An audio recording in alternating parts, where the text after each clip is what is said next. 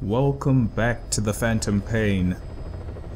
Please forgive me for one thing.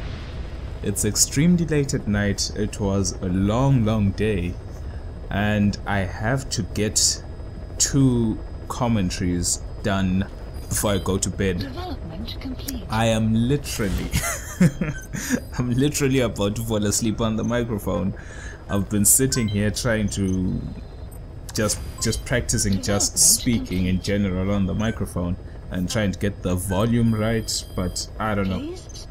I just feel shaky, I feel tired, one of my eyes is like half closed and everything. But besides that, welcome back to the Phantom Pain. Thanks for clicking on this video. You mean a lot to me. And if it's your first time here, hey, welcome. Leave a comment, say what's up, how's it going? I don't know, I'd like to talk to a lot of people who watch my videos, but it seems like people are quite quiet no matter what the situation is. No one really wants to say something. What's wrong with this world we live in? People are so shy these days to communicate and engage. But anyway, you see me doing a lot of fiddling here on the iDroid. Today, well, this video, because I will be doing another commentary after this, we will be looking at a main op called A Hero's Way.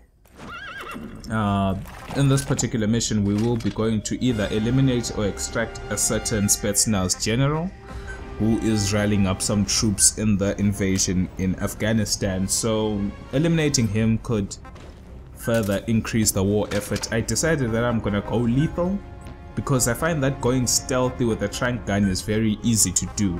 Going lethal and not making a mess, I believe, is a bit tricky. As well, for me, this all goes for me.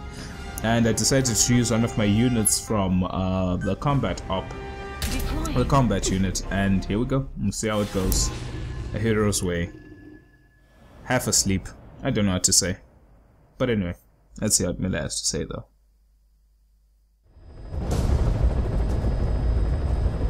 Your target is a Spetsnaz detachment commander. Your orders are to take him out. With skills like his, it'd be a shame to waste him. But I'll leave the method up to you. Boss, make your way to Deshago Calais and eliminate the target. Well, we have the information, and here we're off. I decided to go with the just a standard M19. I believe it's M19 Beretta. Well, at least that's what the gun's modeled after. M19 Glock 1911. Besides that, LMG on the back, and I believe I took a grenade launcher. I'm not too sure, but the whole gist was to make this just a little bit more challenging. I did try to record this Hero's Way mission a day before. That was extremely late, and I did some daring things which were actually quite cool to see. A lot of play with lethal weapons and grenades without actually being seen, until I messed up and actually did get seen and I died. After I died, I was like, God damn it, I'm tired, and then I gave up. Anti-air radar. Neutralize that, and our choppers can breathe a little easier. But yeah, that was quite interesting. I'm finding moving around, going in with loud and silent weapons seems to be a bit more fun for me. I'd always done things by the book. If you watched my Ground Zero speedrun, or yeah, I think the Ground Zero speedrun was the only time I used only lethal weapons, and by that I'm talking about the AR machine gun, well, the AR assault rifle. And I found that to be quite, I don't know, enjoyable. Even though it shouldn't be using lethal weapons to kill people. You know? Killing shouldn't be the main thing. But besides that, of course, today I'm gonna try talk a little bit about gameplay instead of going on a rant or on a tangent, but knowing me, I probably will. So, analysis complete. Take a good look at their faces so we can ID the targets. So I'm thinking, actually, let me just go on a simple rant now before the video gets underway.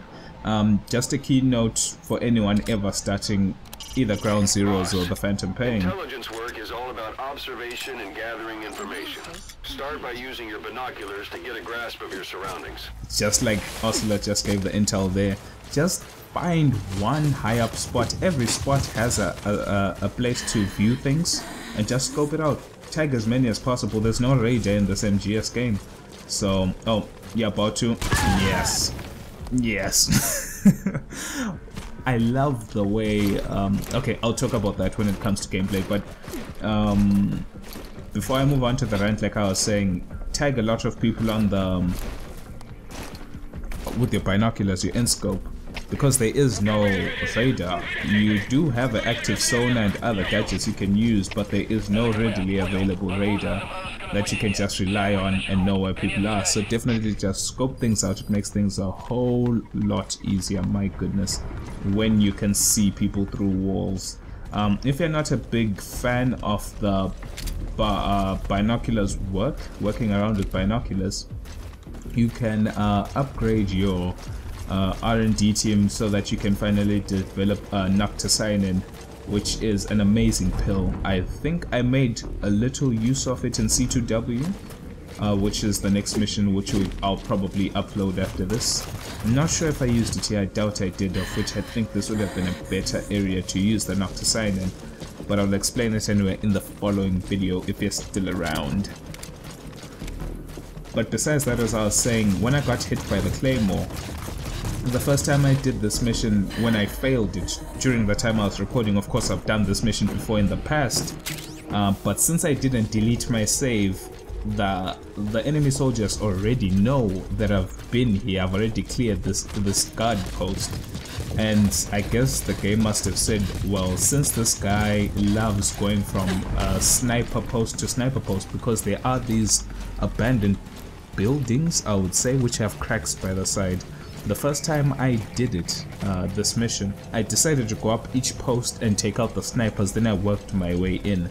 So the game has nice ways of just gradually making it harder. If you're always going for headshots, people wear helmets. If you're always going for body shots, people have body armor. If you're always using explosives from time to time, grenades, rocket launchers, they'll send in people in heavy ballistic armor. And they'll send in people with shields. If you're always picking off people in pairs, for example, or in singles, you're always using your reflex. They'll put someone with a shield so that when they react to you, they'll see like, oh, contact, and they raise their shield, sort of reducing the time you have to reflex them and kill them. They have many ways of implementing. So as I was saying, I always used to go up each and every building, get a high advantage, use my binoculars, scope out the area, and then take out the snipers from each point one at a time, probably interrogating them in the process. It seems that they put claymores at that exact spot. Of course, it's a standard thing. It's not something that will only happen to me. It's just a game modifier that already pre-exists within the game. Probably other people will all of a sudden find claymores there just because they ran past that spot in the beginning. They didn't necessarily have to climb, but I found it amazing. It actually took me by surprise because I was like, Hero's Way, it's gonna be a walk in the park. I'm even gonna go full lethal just to show that I honestly don't care. And trust me, a tranquilizer gun makes things a whole lot easier because all you have to do is just shoot the person. You don't even need to go for the head. Shoot a person from distance and just wait. They'll act like, oh, it's just a fly that bit me. Headshot, headshot. And then I realized that I didn't actually kill the person who saw me. Then I reflexed all three. The reflex mechanic itself, to be honest with you, fair and fine. Some people may say it makes the game easier, and it does reduce your score. The more people you reflex, the less score you get at the end.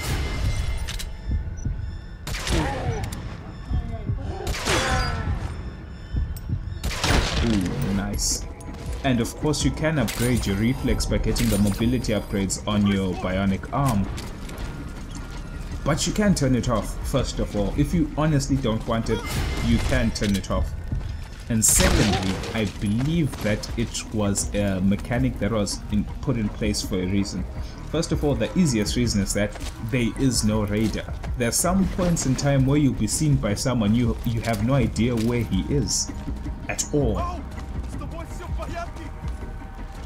And it gives you a time to just react to the situation and just take care of things.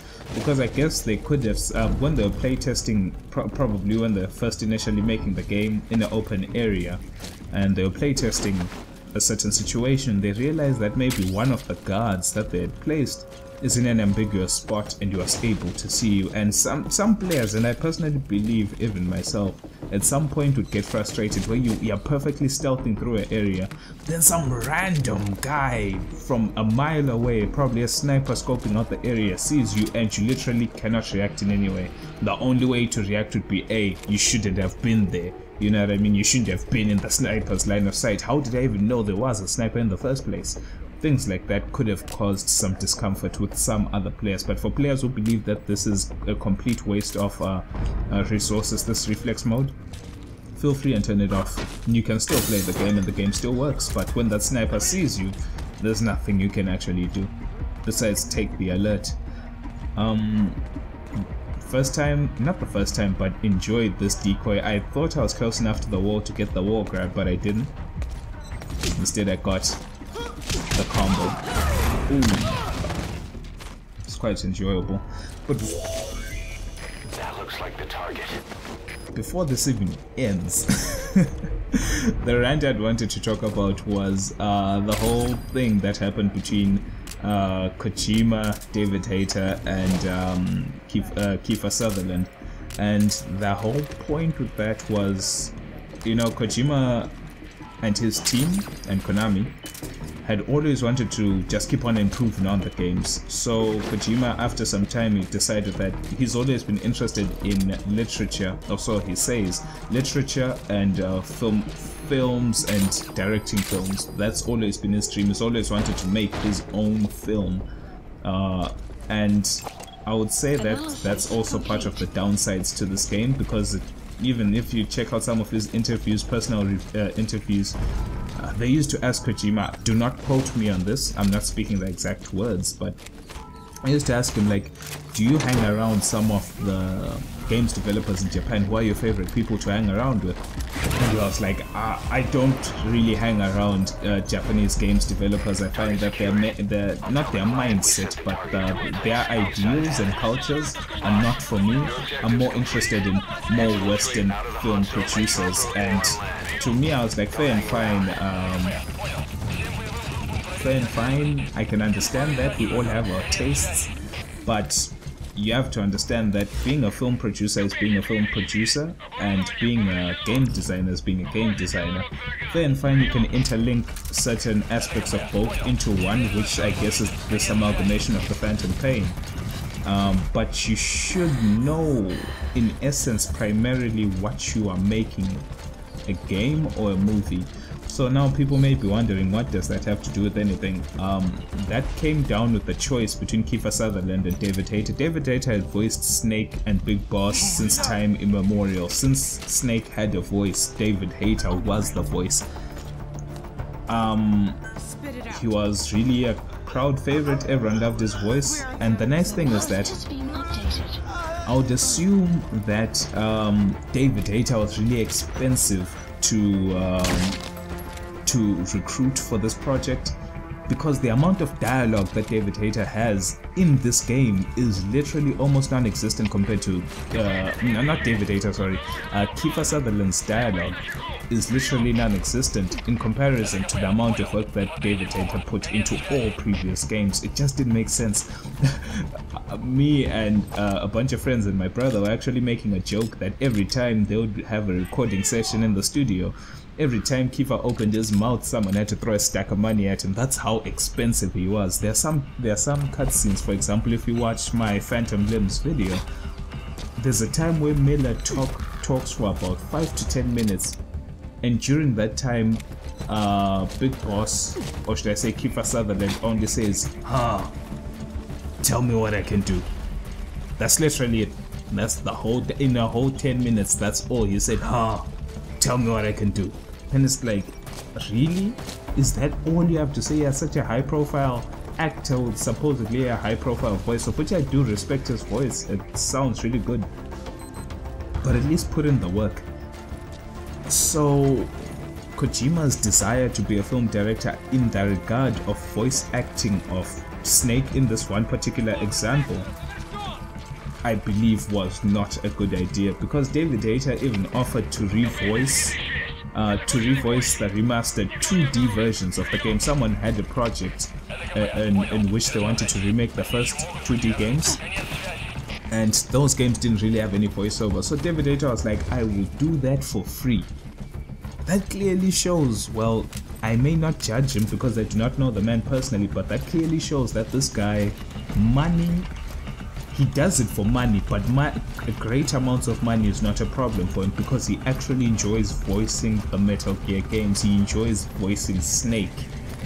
Kiefer Sutherland, the way I believe the money was set up, the bank account was set up, I think to him it was more about the money than actually the love of the game. To him it was just another job, and of which for Sutherland, for Hayter, I assume it is just another job, but at least it's a job that he semi-cares for, whether he admits it or not. Besides that long ass rant, I don't know, you tell me what you think about the situation between Sutherland and Hayter, the changing of the main voice. Fair and fine, the game overall, its quality did increase in leaps and bounds, and the changes in voices are definitely refreshing. It's a new appeal. So yeah, in that regard, I can understand that, you know, fresh things, new voices, new actors, it can give a game a new lease on life. Maybe there's some people who are just tired of David Hayter. They're like, fair and fine, this guy puts in work, he has a lot of dialogue, but we're just tired of the guy.